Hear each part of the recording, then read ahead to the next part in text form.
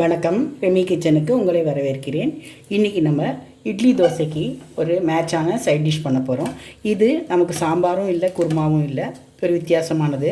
அதுக்கு என்னென்னா ஒரு 4-5 கத்திரிக்காய், நான் கொஞ்சமாக செய்கிறதுனால 4-5 கத்திரிக்காய் எடுத்துருக்கேன். உங்களுக்கு நிறைய வேணும்னா நீங்கள் ஒரு 1/4 கிலோ கத்திரிக்காய் எடுத்துங்க. கட் பண்ணி போட்டுருங்க, குக்கரில் போட்டுருங்க. கத்திரிக்காவை இந்த மாதிரி பீஸாக கட் பண்ணி போட்டுடுங்க. அது உள்ளே சொத்தை இருக்கான்னு பார்க்கணும், அதுக்காக நல்லா கட் பண்ணி உருளைக்கிழங்கு தோல் எடுத்துகிட்டு இந்த மாதிரி கட் பண்ணி போட்டுக்குங்க. ஒரே ஒரு உருளைக்கிழங்கு தான் நான் எடுத்திருக்கேன். நிறைய செய்யாந்தால் 2 உருளைக்கிழங்கு எடுத்துங்க. ஒரு 1/4 கிலோ கத்திரிக்காய் போட்டுங்க. ஒரே ஒரு வெங்காயத்தை இந்த மாதிரி கொஞ்சம் பெரிய பீஸாகவே கட் பண்ணி போட்டுக்கலாம். ஏன்னா குக்கரில் வேக தான் வைக்க போகிறோம். ஒரு வெங்காயம் போட்டிருக்கேன். பெரிய தக்காளியாக ஒரு 2 தக்காளி போட்டிருக்கேன். வேறு இதில் எதுவுமே போட போகிறதில்ல, அதனால் புளிப்புக்கு தக்காளி வேணும். 2 தக்காளி, ஒரு 4-5 பல் பூண்டு, 2 பச்சை மிளகா. பச்சை மிளகா வேணும்னா போட்டால் போதும், இல்லை காரம் அதே மிளகாப்பொடி காரமே போதுன்னா நீங்கள் போட வேண்டாம். கொஞ்சம் மஞ்சள் பொடி, கொஞ்சமாக மஞ்சள் பொடி போட்டுக்கலாம். நான் ப்ளைன் சில்லி பவுடர் கொஞ்சம் போடுறேன். அப்புறம் நம்ம குழம்பு சாம்பார் மிளகாத்தூள் இருக்குது இல்லையா, நம்ம வீட்டில் அரைக்கிற மிளகாத்தூள், அதை கொஞ்சம் போட்டுக்கலாம். அதை ஒரு 1.5 ஸ்பூன் போட்டுக்கிறேன், சின்ன ஸ்பூன் தான். அப்புறம் தேவையான அளவு உப்பு போட்டுக்கலாம். உப்பு நீங்கள் கொஞ்சமாக போட்டுட்டு அப்புறம் பார்த்து கூட போட்டுக்கலாம். உப்பு போட்டுட்டு ஒரு கிளாஸ் அளவு, 1 கிளாஸ் 1.5 கிளாஸ் அளவு தண்ணி வச்சுக்கோங்க. தண்ணி வச்சுட்டு நம்ம இதை மூடி வைக்க போகிறோம்.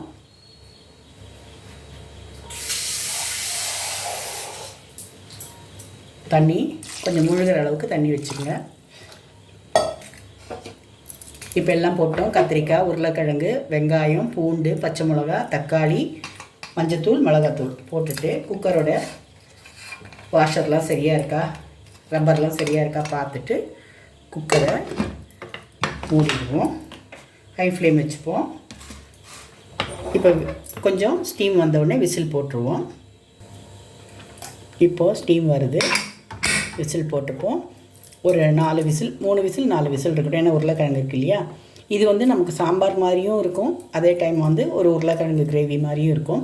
இது இட்லி, தோசை, சப்பாத்தி, பணியாரம், ஊத்தப்பம் எல்லாத்துக்குமே நல்லாயிருக்கும். இடியாப்பத்து கூட சாப்பிட்லாம், நல்லாயிருக்கும். வேணும்னா கொஞ்சம் தேங்காய் பால் கூட பிழிஞ்சு ஊற்றுனீங்கன்னா இன்னும் நல்லாயிருக்கும். நான் மசாலா எதுவுமே போடாமல் வெறும் மிளகாத்தூளும் மஞ்சத்தூள் மட்டும் போட்டு பூண்டு போட்டு தான் பண்ணியிருக்கேன். நீங்கள் இதை வேணும்னா பட்டை கிராம்பு தாளித்து கூட போடலாம், தேங்காய் பால் ஊற்றி போடலாம். அப்படி பண்ணால் இன்னும் குருமா மாதிரி கூட இருக்கும், இன்னும் நல்லாயிருக்கும்.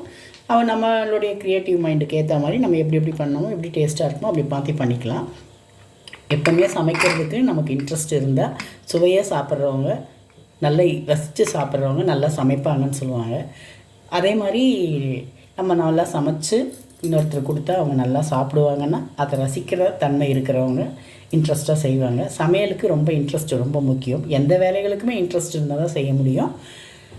அதனால் இந்த குக்கரை விசில் வந்தப்புறம் 3 இல்லை 4 விசிலே வரட்டும், வந்தப்புறமா நான் எடுத்து உங்களுக்கு காட்டுறேன். இப்போ பாருங்கள், நல்லா வெந்துடுச்சு. உருளைக்கிழங்கு, தக்காளி எல்லாமே வெந்துடுச்சு. நம்ம இந்த தண்ணியை எடுத்துட்டு இதை கடையணும். இந்த தண்ணி எடுத்துருவோம்.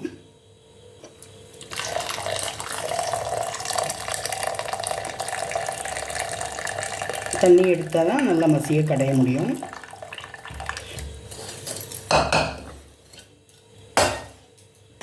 அப்புறம் அந்த தண்ணியை இதில் விட்டுடலாம், அப்போ தான் குழம்பாக இருக்கும் நமக்கு. இப்படி மசிச்சுப்போம்.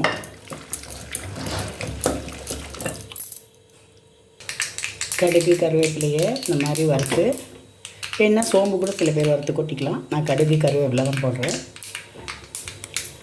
வறுத்து நம்ம இதில் இந்த குழம்புல கொட்டிக்கலாம்.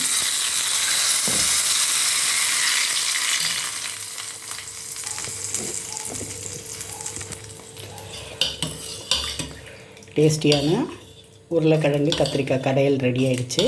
இது சாம்பார் மாதிரி இருக்கும் பார்க்குறதுக்கு, ரொம்ப டேஸ்ட்டாக இருக்கும், நல்லாயிருக்கும். நீங்கள் சமைச்சு பாருங்கள். இதை சுட சுட இட்லியும் இந்த உருளைக்கிழங்கு கத்திரிக்காய் கடையிலும் வச்சு சாப்பிட்டு பார்த்தீங்கன்னா 4 இட்லி சாப்பிட்றவங்க கூட 8 இட்லி சாப்பிடுவாங்க. அவ்வளோ டேஸ்ட்டாக இருக்கும். எப்போவுமே சாம்பார் தேங்காய் சட்னி இப்படியே செய்து நம்ம போர் அடிக்குது இல்லையா, தக்காளி சட்னி இப்படி தான் செய்கிறோம். இந்த மாதிரி உருளைக்கிழங்கு கத்திரிக்காய் தக்காளி வெங்காயம் பூண்டு போட்டு கடையல் பண்ணி சாப்பிட்டு பாருங்கள், ரொம்ப டேஸ்ட்டாக இருக்கும். இது எல்லாருக்கும் பிடிக்கும். இதே மாதிரி நீங்களும் செய்து பாருங்கள். நைட்டில் நமக்கு தேங்காய் சட்னிலாம் சாப்பிட்டா ஜீரணம் ஆகாது, அதனால் நீங்கள் இந்த மாதிரி ட்ரை பண்ணி பாருங்கள். மீதி இருந்தால் ஃப்ரிட்ஜில் வச்சிங்கன்னா நாளைக்கு காலையில் கூட நல்லாயிருக்கும், சூடு பண்ணி சாப்பிட்லாம். நல்லா சாஃப்டான சுட சுட இட்லியும் எப்படி சாஃப்டாக இருப்பாருங்க. சுட சுட இட்லியும் இந்த கத்திரிக்காய் உருளைக்கிழங்கு கடையிலும் நீங்கள் கூட உங்கள் வீட்டில் ட்ரை பண்ணி பாருங்கள். ட்ரை பண்ணி பார்த்து எப்படி இருக்குன்னு எனக்கு சொல்லுங்கள். ரெமி கிச்சன் எல்லோரும் சப்ஸ்கிரைப் பண்ணுங்கள், லைக் பண்ணுங்கள், ஷேர் பண்ணுங்கள். தேங்க்யூ.